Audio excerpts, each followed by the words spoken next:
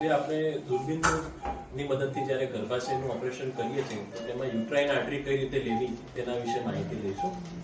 ટીવીમાં જોઈ શકો છો, આ છે ગર્ભાશય છે. ફર્સ્ટ ઓફ ઓલ તો પેશાબની થેલી એટલે કે બ્લેડરને આપણે સંપૂર્ણ દૂર કરવું જરૂરી છે.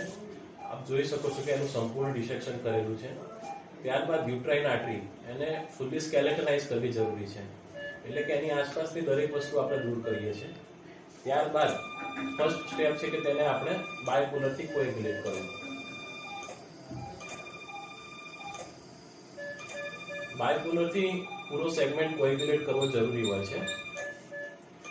હવે મેજોરિટી કોમ્પ્લિકેશન છે એ યુટ્રાઇન આર્ટરી કોએગ્યુલેશન સમયે જ થતી હોય છે, કેમ કે યુટ્રાઇન આર્ટરી એ યુરેટરની નજીક હોય છે અને જો પ્રોપરલી યુટ્રાઇન આર્ટરી કોએગ્યુલેટ ન કરવામાં આવે તો બ્લીડિંગ થાય છે અને એ બ્લીડિંગને કંટ્રોલ કરવા માટે પછી આપણે લેટરલ જતા જઈએ અને એમ યુરેટરને ઇન્જરી થતી હોય છે.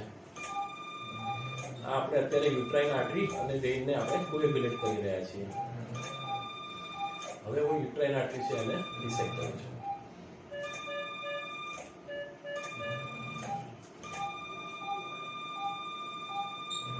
ફરી એકવાર યુટ્રાઇન આર્ટરી કોએગ્યુલેટ કરીએ છીએ.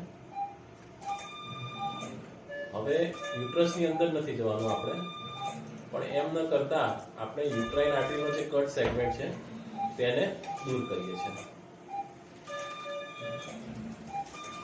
થોડું ઊંચું કરી દઈએ યુટ્રસ. તમે જોઈ શકો છો કે આપણે અપ ટુ ધ યુટ્રોસેક્રલ લિગામેન્ટ સુધી આવી ગયા છીએ. ફરી પાછું ઉપર મને બતાવી દે. અને હવે આ જે યુટ્રોવસાઇકલ ફેસ્ટિયા છે એનું પણ આપણે ડિસેક્શન કરી શકીએ છીએ. આવું છે. હવે આપણે છે ને ઓપોઝિટ સાઈડની યુટ્રાઇન આર્ટરી લઈ રહ્યા છે. ફરી પાછા પ્રિન્સિપલ સેમ જ છે કે જેમાં આપણે બ્લેડરનું કમ્પ્લીટ ડિસેક્શન કરવાનું છે અને યુટ્રાઇન આર્ટરી અને વેનને કમ્પ્લીટલી સ્કેલેટનાઇઝ કરવી છે. હવે આ જે સેગમેન્ટ છે એ પૂરેપૂરો કોએગ્યુલેટ હોવો જરૂરી છે. ત્યારબાદ આપણે એને કટ કરીશું. હવે ફરી પાછું આપણે યુટ્રસની અંદર નથી જવાનું અને તેમ કરતાં આ યુટ્રાઇન આર્ટરીના સેગમેન્ટને નીચે લઈ જવાનો છે.